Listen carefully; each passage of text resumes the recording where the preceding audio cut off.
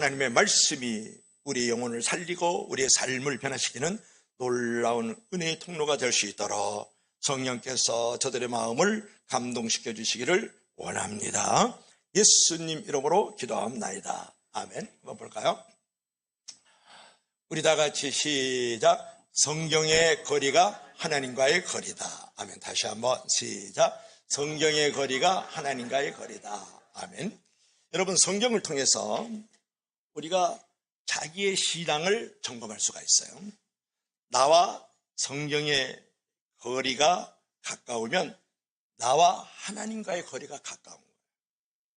나와 성경의 거리가 멀면 하나님과 나와의 거리가 멀다고 해도 전혀 틀린 말은 아니다, 그런 말이에요. 여러분, 말씀이 가깝게 느껴지고 내가 말씀을 자주 읽을 때는 하나님과 가깝다는 증거예요. 그런데 내가 말씀을 멀리하고 말씀과 멀어졌어요. 그러면 내가 하나님과 멀어졌다는 증거로 신앙을 점검할 줄 알아야 된다, 그런 말이거든요. 하나님 다시 말씀으로 달려오게 하소서, 다시 하나님의 말씀을 붙들게 하소서, 다시 말씀을 읽고 듣게 하소서. 여러분, 그렇게 기도해야 되지 않을까요?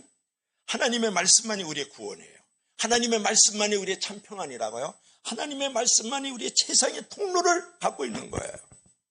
오늘은 하나님의 말씀을 사랑하고 가까이 하는 자에게 있는 은혜와 그 축복을 오늘 이제 생각하려고 하는데요. 오늘 시편 119편을 마지막으로 상고하려고 그러거든요. 시편 119편은 176절까지가 있거든요. 근데 시편 119편은 저자가 누구일까라고 이제 기록되어 있지는 않지만 대부분의 모든 사람들은 다윗이 이 시편을 썼을 것이다 라는 게 이제 정설이에요. 다윗은 하나님의 말씀에 대한 깊은 체험을 했어요. 그 말씀을 통해서 하나님을 사랑하는 법을 알았고 그 말씀을 통해서 하나님을 가까이 하는 법을 알았던 사람이 누구냐 그러면 다윗이다. 우리가 그렇게 생각할 필요가 있다는 거예요. 즉 하나님의 말씀을 사랑하는 것이 하나님을 사랑하는 것이고 하나님을 말씀을 가까이 하는 것이 하나님을 가까이 하는 것을 확실히 알고 있었던 사람이 시편 119편의 시인이다, 그런 말이에요. 자, 그렇다 그러면 오늘 말씀을 가까이 하는 자에게 복은 무엇일까요? 하나님의 말씀을 사랑하는 자의 복은 무엇일까요? 오늘 그것을 어제 생각해 보려고 하는데요. 자, 첫째로는 어떤 부분일까요? 다 같이 시작. 살리고 변화시킨다. 여러분, 생각을 바꿔가지고 하나님의 말씀을 사랑하고 말씀을 가까이 하면 살아나고 변화되는 역사가 일어난다는 거예요. 보세요. 지금 구렁텅이에 빠져 있는데 지금 살리고 또 변화시키는 그런 모습을 지금 예수님을 통해서 우리가 볼 수가 있지 않습니까? 자, 성경 한번 읽어볼까요? 우리 다 같이 시작. 구원이 악인들에게서 멀어지면 그들이 주의 율례들을 구하지 아니함이니이다. 시작. 여호와여 주의 긍휼이 많으오니 주의 규례들을 따라 나를 살리소서 그랬고요. 하나님의 말씀만이 나를 살릴 수 있다라는 거예요. 변화를 시킬 수 있다라고 지금 시인이 고백하고 있는 거거든요. 시인은 지금 말하기를 말이죠.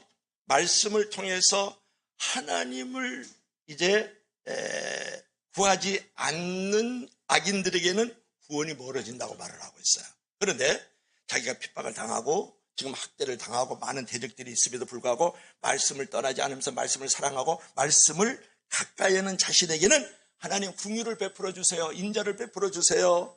그리고 자신을 살려달라고 지금 고백하고 있는 것이 오늘 시편 기자의 말씀이거든요. 여러분, 말씀을 사랑하면 여러분 구원을 받습니다. 말씀을 가까이 하면 어떤 절망적인 어둠 속에서도 살아날 수 있습니다. 그래서 말씀은 영혼을 살리고 삶의 모든 것을 변화시킬 수 있는 위대한 세상의 통로고 축복의 통로다, 그런 말이에요. 믿으시면 다 같이 아멘 하시기 바랍니다. 그래서 우리가 이제 한 사람을 생각해 보고 싶은데 누구냐 그러면 성경을 얘기할 때마다 이 인물을 생각하지 않을 수가 없어요. 자, 한번 볼까요? 자, 말씀을 통해서 변화가 되고 살아났던 사람, 우리 다 같이 시작. 성경이 오늘의 나를 만들었습니다. 성경이 만든 사람 누굴까요? 백화점 왕 존 와나 메이커. 여러분, 14살 때 전문으로 취직을 해서 출발을 했어요. 누가? 존 와나 메이커가 말이죠. 31살 때 1869년, 지금으로부터 약 한 150년 전에 미국에서 가장 큰 백화점을 기업으로 세웠던 선구자가 누구냐면 존 와나 메이커라는 사람이에요. 그가 말년에 이런 고백을 했어요. 제 재산은 건물과 땅만 해도 200억 불이 됩니다. 지금으로 하면 한 20조, 200조 정도 넘지 않겠어요? 이 가운데 가장 가치 있고 소중한 것은 내가 11살 때 그 시골 소년이었을 때 $2 75센트를 주고 빨간 성경책 가죽을 이제 제가 샀습니다. 그것도 돈이 없어가지고 할부로 구입했는데 이 성경이 저에게 가장 귀한 재산이 되었습니다. 왜냐하면 이 성경이 오늘의 나를 만들었기 때문입니다. 따라하세요. 성경이 오늘의 나를 만들었습니다. 그러니까 기자가 물어봐요. 아니 그러면 아나메이커씨 성경만 구입하면 성공할 수 있나요? 물어볼 수 있죠. 그랬더니 이 존 아나메이커의 말을 들어보세요. 그렇지 않습니다. 먼저 하나님을 믿으셔야 됩니다. 그리고 말씀을 따라 실천을 해야죠. 그러면서 하나님의 그 위대하심과 하나님의 그 높으심을 신뢰하면서 그분을 의지하고 감사하고 찬양하면 어느덧 성경이 자신 곁에 와 있는 것을 알 수 있습니다. 그런 말을 했다라는 거예요. 이게 중요한 거예요. 성경을 끼안고 있으면 뭐를 해요? 성경을 잘 모셔놓고 있으면 뭐를 해요? 주일날 올 때만 푹 치고 끌고 오는 성도를 갖다 뭐라 그래요? 후탁교인이라 그래요. 그런 사람들을. 먼지 털고 성경 끌고 오는 사람들. 요즘은 성경도 들고 오지 않지 않습니까? 그러니까 여러분들이 성경을 구입하는 것도 중요하지만 할부로 구입을 해서 $2 75센트 빨간 성경, 가죽 성경을요. 근데 그 말씀을 믿고 실천했더니 어느 날 성경을 통해서 성공이 내 옆에 와 있는 것을 발견했습니다. 이렇게 고백을 하는 거예요. 여러분, 성경이 여러분을 만드는 거예요. 성경이 여러분의 인생을 만드는 거라니까요. 난 이름도 멋있어요. 존 와나 메이커잖아요. 메이커는 뭐예요? 제조자야. 만드는 사람이에요. 여러분, 성경을 통해서 하나님의 음성을 들어요. 성경을 통해서 하나님의 얼굴을 볼 수 있다니까요.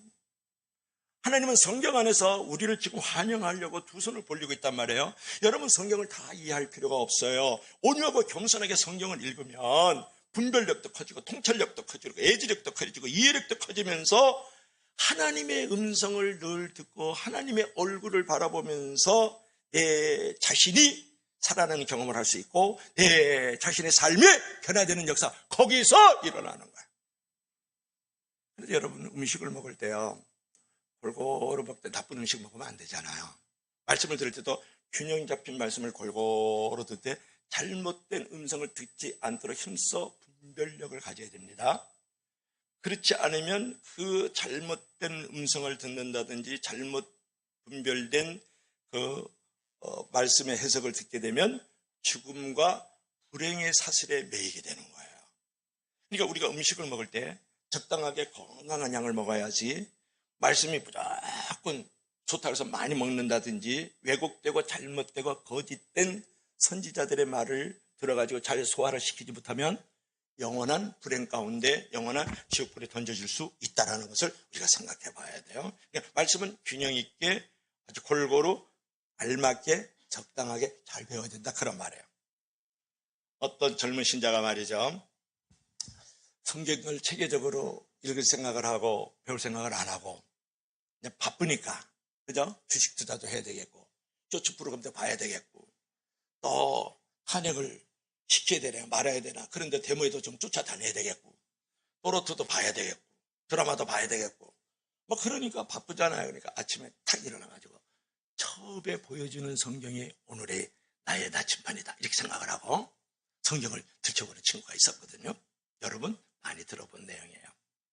그래가지고 그날도 오늘 바쁘니까 첫 번째 주시는 말씀 성경 확 열었더니 마태복음 27장 5절 말씀이 나온 거예요. 유다가 스스로 목매어 죽은지라, 그게 나오는 거야. 이건 아니다, 이건 잘못된 거야, 이 생각을 한 거예요. 이건 사단의 전략이다, 이 생각을 한 거야. 그래서 다시 한번 두세 번이니까 다시 한번 하자 그래가지고 이번에는 진짜 하나님의 말씀으로 내가 바짝 그래서 확 들쳤더니 누가복음 10장 37절이 나온 거야. 예수께서 이르시되 너도 가서 속히 이 일을 행하라, 이렇게 나온 거예요. 그러니까 이거, 야, 내가 진짜 목명호를 추구해야 되는 날인가? 이런 생각을 하다가, 아니야, 3세번이다. 마지막으로 한 번만 더 해보자. 이렇게 해가지고, 이제 성경을 마지막으로 확 펼쳤어요. 이건 나에게 주시는 말씀이다. 이렇게 생각하고 딱 이랬더니, 요한복음 13장 37절 말씀이 나온 거야. 예수께서 유다에게 그러세요. 속지, 빨리 가서 너는 이와 같이 이 일을 행하라. 그런 말씀이 나온 거예요. 그래가지고 이 친구가 거기서 무릎을 꿇은 거예요. 이렇게 말씀을 보면 안 되겠구나. 그래가지고 그 젊은 친구가 이제 철저하게 회개하고 성경을 체계적으로 읽어가면서 이제 바이블 스터디 그룹에서 공부를 잘해서 하나님 앞에 큰 일꾼이 됐다. 믿으시면 다 같이 아멘 하시기 바랍니다. 여러분, 세상에서 가장 큰 복 중에 복은 뭐냐 그러면, 여러분, 돈을 버는 것도 복이고, 뭐 건강한 것도 복이고, 뭐 직장에서 뭐 진급하는 것도 복이고 말이죠. 자기 명예가 말이지 여처럼 하늘 높이 올라가는 것도 복이지만, 진리를 깨닫는 복, 말씀을 깨닫는 게 정말 복인 거예요. 하나님의 말씀을 정말 진리로 잘 깨달으면 얼굴도 달라져요. 그리고 언행도 달라지고요, 삶의 태도도 달라지고요, 부부관계도 은혜스럽고 말이죠, 자녀와 부모의 관계도 은혜스럽고 말이죠, 성도와 성도 사이도 은혜스럽거든요. 하나님의 말씀을 진리로 깨닫는 은혜가 있을 때 은혜가 있다, 그런 말이에요. 이 성도들은요, 목회자의 말씀을 통해 가지고 진리를 깨닫고 은혜를 받으면 그때 힘이 나거든요. 그리고 또 목회자는 성도들이 말씀을 통해 가지고 뭐 진리를 깨닫고 은혜를 받으면 또 목회자는 그때 또 힘이 나요. 여러분, 말씀이라는 것은 진리의 원천이에요. 말씀이라는 것은 삶의 그 능력이란 말이에요. 여러분, 말씀이 힘인 거예요. 성경 말씀과 더불어서 예배 중에도 들려지는 말씀이 매우 소중합니다. 여러분, 성경 말씀을 들을 때 늘 은혜되는 것은 아니에요. 때로는 졸리기도 하고, 아멘, 아멘, 주여, 아닌데요, 아닌데요, 노멘, 이렇게 할 때도 있지만, 우리 교회에는 예배 중에 집중력이 대단합니다. 여러분, 다른 교회 안 가봐서 그래요. 그런데 예배에 집중하지만 때로 졸리기도 하고 딴 생각도 들고 그렇죠. 내가 감정이 부글부글하면요, 태양은 비추고 있는데 그 구름이 태양을 가리면 그늘이 생기잖아요. 그런 감정을 갖고 오면 말씀이 잘 안 들린다고요. 그럴 때가 있거든요. 그럼에도 불구하고 꾸준히 그 자리를 지켜가면서 하나님의 말씀을 듣면 어느 날 내가 진리가 터득되고 깨달아질 때가 있거든요. 그런데 이제 우리가 말씀을 잘 들어야 된다는 건데, 어떤 이제 할머니가 교회를 잘 나오다가 교회를 안 나와요. 그래서 목사님이 할머니가 교회를 잘 나오다가 왜 안 나올고, 그래가지고 신방을 갔다. 그래가지고 할머니, 왜 목사가 신방하도록 그렇게 만드세요? 교회를 잘 나오던데 왜 갑자기 안 나오세요? 그랬더니 목사님이 말이죠, 예배 가운데 말씀을 잘 듣고 은혜롭게 신앙생활하면 영감을 2배나 준다 그랬잖아요. 그래서 지금 영감 하나 있는 것도 지금 감당하기 힘들어서 사느냐 죽느냐 지금 지금 죽었는데 영감을 2배나 준다 그래서 그때부터 교회 안 나오기 시작했습니다. 왜냐하면 내가 죽겠거든요. 그 얘기를 했다라는 거예요. 그러니까 설교를 잘 들어야 돼. 설교 말씀이 분명하게 뚝 떨어졌는데, 어떤 사람은 가시밭길이야, 어떤 사람은 길가밭이야, 어떤 사람은 돌자, 어떤 사람은 옥토밭이에요. 여러분, 목사님이 잘못이다, 목사님이 은혜가 있다, 그런 소리 하지 마세요. 여러분의 마음의 밭이 중요한 거예요.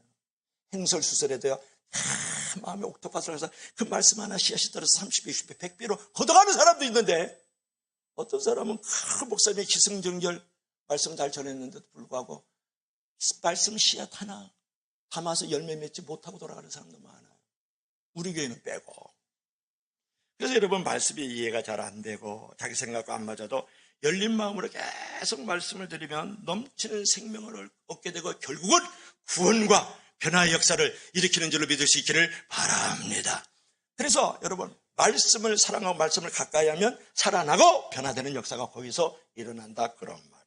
자, 두 번째로는 우리 다 같이 시작. 편안하고 장애가 없다. 우리 다 같이 시작. 평안하고 장애가 없다. 편안이 아니에요. 평안이라고 읽어야 돼요. 다시 한번 시작. 평안하고 장애가 없다. 평안을 내게 주노라. 세상이 줄 수 없는 그 성경 기절이네요. 요한복음 14장 27절 유명한 기절이죠. 여러분, 이제 우리가 말씀을 사랑하고 말씀을 가까이 할 때 하나님께서 우리에게 부어주시는 축복은 뭐냐 그러면 세상이 줄 수 없는 평안을 주시고 장애물을 없애버린다는 거예요. 자, 성경 기절 한번 읽어볼까요? 여러분, 평생 마음판에 새기고 갈 액자화된 말씀이 되기 바랍니다. 우리 다 같이 시작. 주의 법을 사랑하는 자에게는 큰 평안이 있으니 그들에게 장애물이 없으리로다. 주의 법은 뭐예요? 말씀이잖아요. 하나님의 말씀을 사랑하는 자에게는 큰 평안이 있으리니 그들에게 장애물이 없으리로다. 이렇게 말씀을 하고 있잖아요. 여러분, 여기서 여러분이 잘 아는 내용이 있어요. 큰 평안에서 라브, 샬롬 이런 말을 해요. 여러분, 샬롬이 뭐예요? 평안이잖아요. 샬롬이 뭐예요? 평화잖아요. 샬롬이 뭐예요? 헬라어로 에이레네잖아. 샬롬이 영어로 뭐예요? 샬롬이 뭐예요? 영어로 뭐예요? 평안이? 피스지 뭐. 그러니까 여러분들이 모르는 게 참 저에게는 은혜가 돼요. 여러분이 너무 잘 알잖아요? 그럼 나의 존재 가치가 없어진다는가요? 내가 여기서 월급 받고 있어야 될 일이 없잖아요. 다 아는데. 그러니까 여러분, 큰 평안, 라브, 샬롬이란 말을 많이 하죠. 여기서 이제 평안은 샬롬인데 샬롬이란 말은 뭐냐? 안전, 건강 또는 번창을 말하는데 세상이 말하는 평안하고 성경이 말하는 평안하고는 달라요. 그러니까 성경에서는 샬롬 또는 헬라어로 에이레네 이런 말을 하지 않습니까? 이것은 뭘 말하냐면 분쟁과 다툼이 없는 것이 아니라 분쟁과 다툼이 있음에도 불구하고 in spite of nevertheless 영적으로 흔들림이 없는 견고하고 안정된 상태를 말하는 거예요. 여러분, 시험과 고통이 없는 게 샬롬이 아니에요. 평안이 아니고 시험과 고통이 있어요. 그럼에도 불구하고 영적으로 흔들림이 없고 견고하고 안전된 상태를 갖다가 뭐라 그러다고 샬롬 이런 말을 하는 거예요. 그러니까 우리가 세상이 말하는 평안하고 우리가 말하는 평안하고 다르죠. 여러분, 세상은 평안은 시험도 없고 고통도 없고 갈등도 없고 분노도 없고 다툼도 없는 것을 평안이라 그래요. 우리는 다툼이 있어요. 분쟁이 있어요. 시험이 있어요. 고통이 있어요. 그럼에도 불구하고 그래도 섬 중에서 제일 좋은 섬이 무슨 섬이에요? 그래도라는 섬이라는 거 아세요? 그러니까 그래도 우리는 그런 상황 속에서도 흔들림이 없어. 견고해. 안정된 심령을 가지고 있어. 이게 바로 말씀 안에서 찾아오는 샬롬인 줄로 믿을 수 있기를 바랍니다. 인간의 힘으로 이런 다툼과 분쟁을 이길 수가 없어요. 이런 시험과 고통을 넘어갈 수가 없다고요. 그런데 하나님의 말씀, 하나님 당신께서는 인간의 힘으로 감당할 수 없는 그것을 넘어갈 수 있게 하고 흔들리지 않게 하고 안정된 심령을 허락하신다. 그것이 바로 성경이 말하는 평안이다. 그런 말이에요. 그런데 평안을 주는데 어떤 평안을 줘요? 큰 평안을 주건다.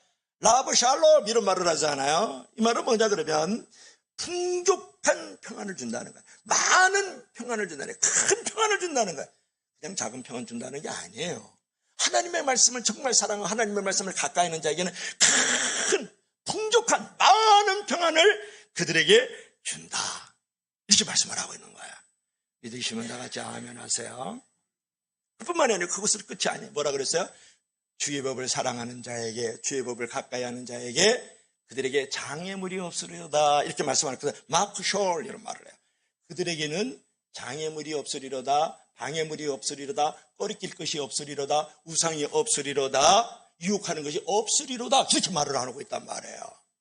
여러분, 하나님의 말씀을 사랑하면 그 말씀대로 살려니까 순종해야 되니까 막 인생이 있고 막 그냥 짜증이 나고 말이지. 그냥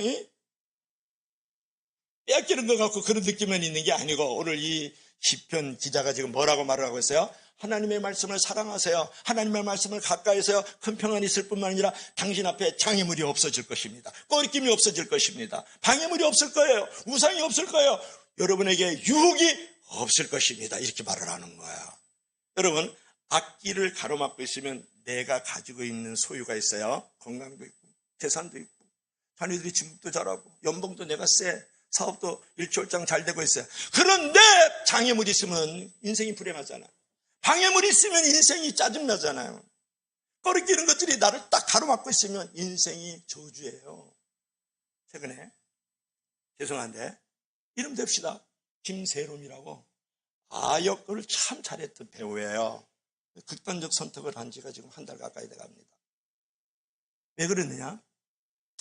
김수현에게 연결이 됐다 그러는데 그 내용은 몰라요.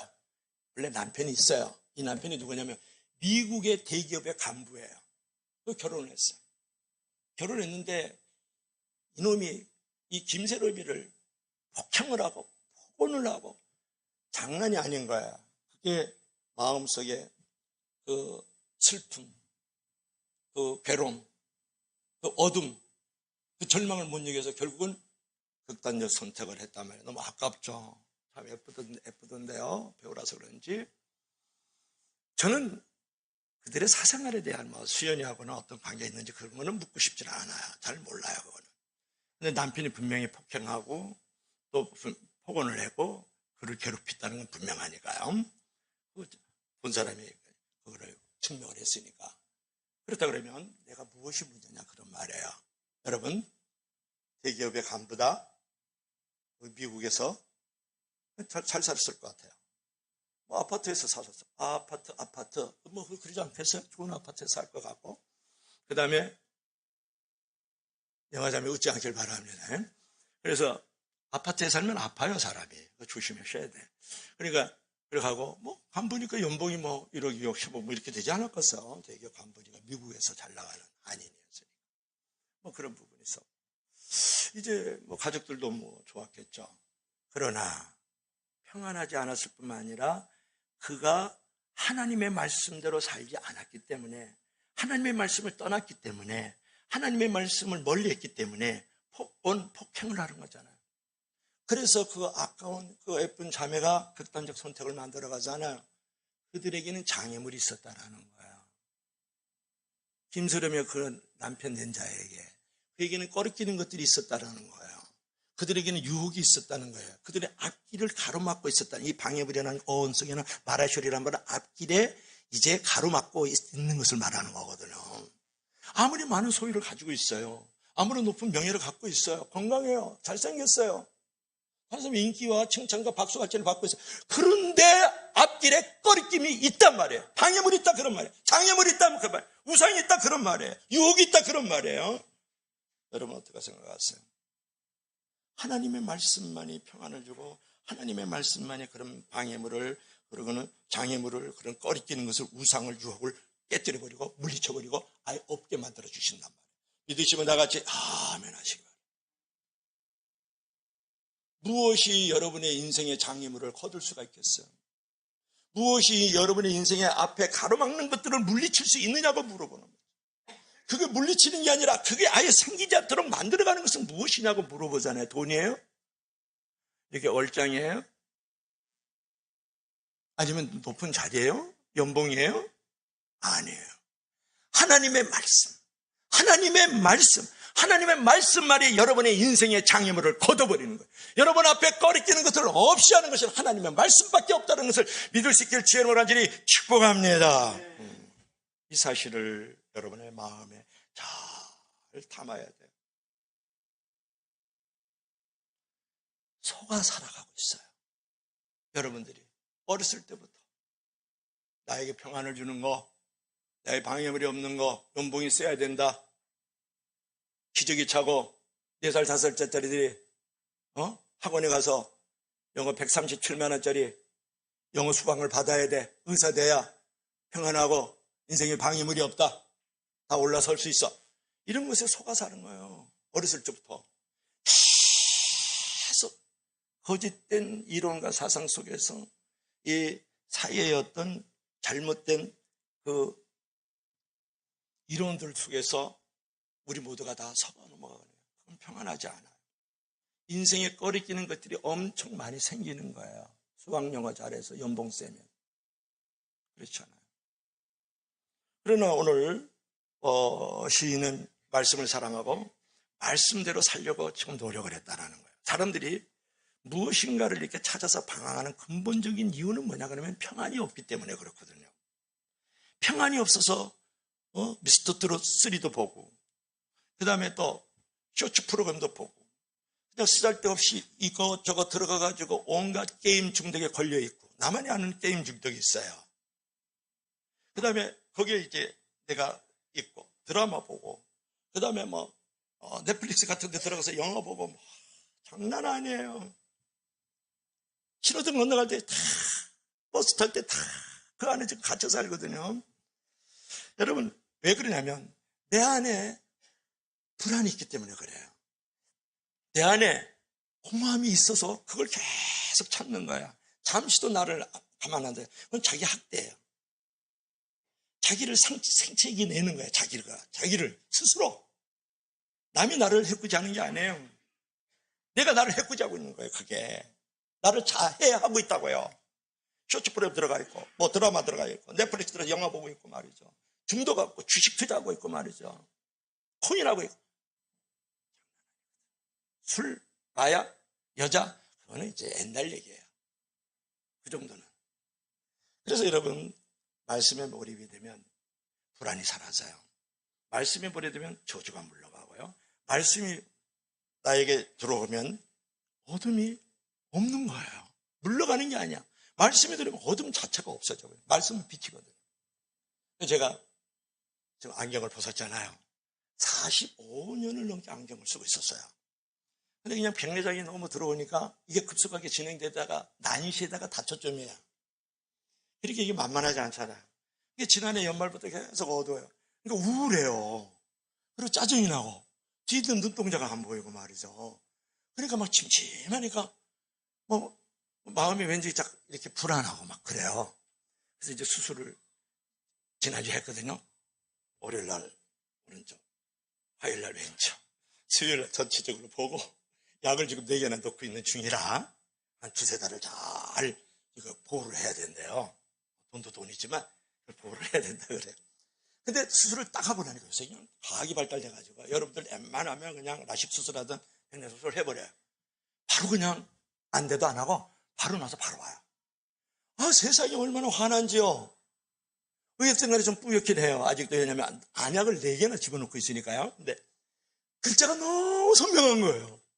그러니까 어둡고 침침하고 불안하고 이제 답답했던 게 환해지면서 밝아지고 막 깨끗해지고 막 너무 기분이 막 쓰러지는 거예요. 제가 눈 하나 밝아지는데도 그런 것을 체험을 했거든요. 하나님의 말씀이 들어오면 얼마나 환해지겠느냐는 거예요. 얼마나 밝아지겠느냐. 말씀의 렌즈를 끼면 얼마나 진리가 분명히 보이고 살 길이 보이겠느냐. 그 말을 제가 드리고 싶는 거예요. 근데 제가 좀 섭섭한 말을 들었어요. 이게 눈 수술을 했어요. 그래서 다니엘, 할아버지 눈 수술했다. 안경 벗었거들라? 너가 보기 어떠냐? 내가 그랬더니 이 녀석이 하는 말 들었어요. 할아버지 싫어.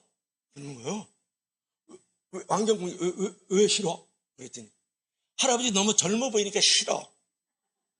할아버지는 늙어 보여야 돼. 이러는 거예요. 그래 내가 큰 상처받은 줄로 믿을 수 있길 바랍니다. 속으로는 내가 젊어 보이는구나. 할렐루야. 할아버지가 늙어 보이는, 왜냐하면 할아버지는 목사잖아요. 그러니까 왠지 안경을 딱 끼고 이게 득수그레한 게 자기 딴에는 그렇게 표현은 못해도 그게 더 좋았던 것 같아. 뭐 아빠야 뭐 젊어 보여도 되지만 할아버지 너무 젊어 보여서 싫어. 그러는 거예요. 할아버지 늙어 보여야 된대. 야, 그거 손자도 오고 키울만 하다니까요. 그게. 걔가 하는 말이 할아버지가 젊어 보인다. 그거 좋잖아. 그죠? 이승만 됐어요. 그죠? 최종만 됐어요. 그죠? 손자도 키울만 하죠. 아니구나, 이 동네는. 아멘 안 하네. 그러니까 내가 그 말을 들었어요. 환해지는 것도 좋고 젊어지는 것도 좋다. 여러분, 말씀이 들어와야 청춘 같은 거예요. 말씀은 시냇가에 심은 나무가 사시사철 푸르고 말이죠. 열매 맺는다 그랬잖아요. 그러니까 말씀이 들어와야 젊어져요.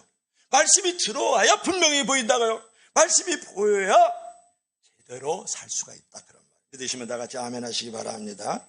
그래서 여러분, 이제 우리가 이제 풍랑이 이렇게 이제 닥쳐오면 3가지 유형이 있어요.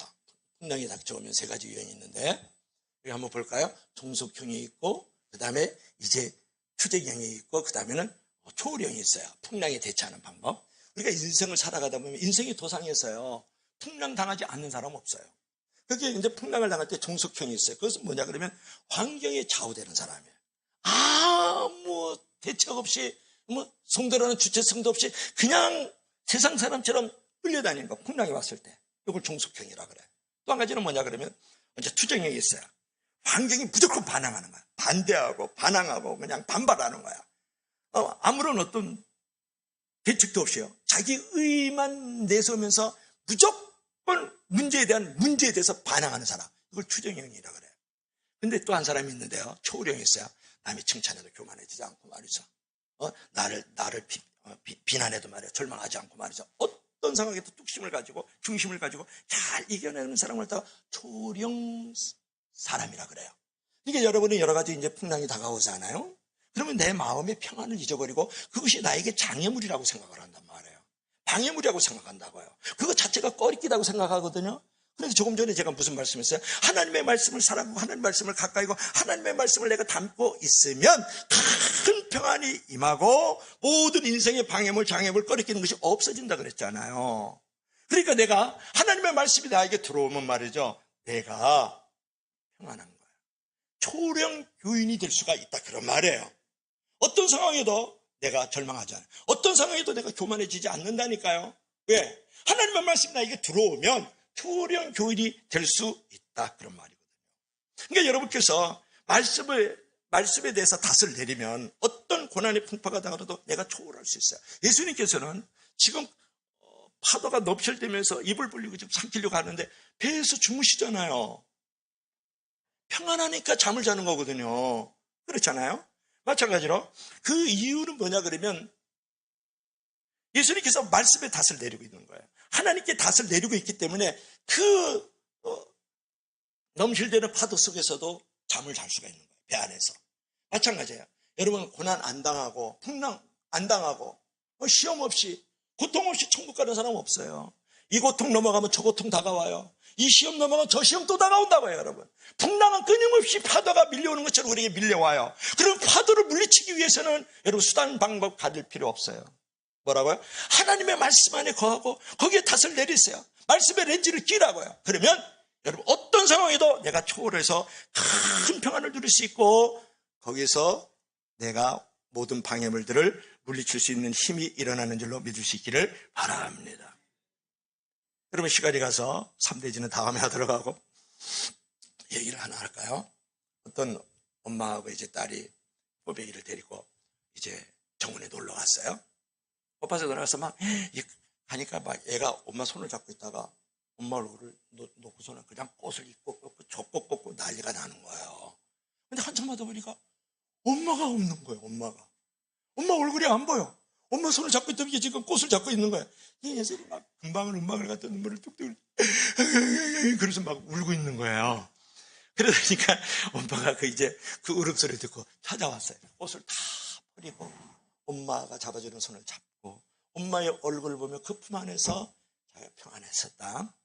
여러분 인생이 하나님의 얼굴을 피해서 참 평안을 경험할 수가 없고 인생의 방해물을 물리칠 수가 없는 거예요. 여러분 하나님의 손을 붙잡지 않고 하나님 붙잡아주는 그 손을 붙잡힌 바 되지 않고 여러분 참 평안과 기쁨과 찬양의 삶을 살아갈 수 없다는 걸 여러분 알아야 돼요.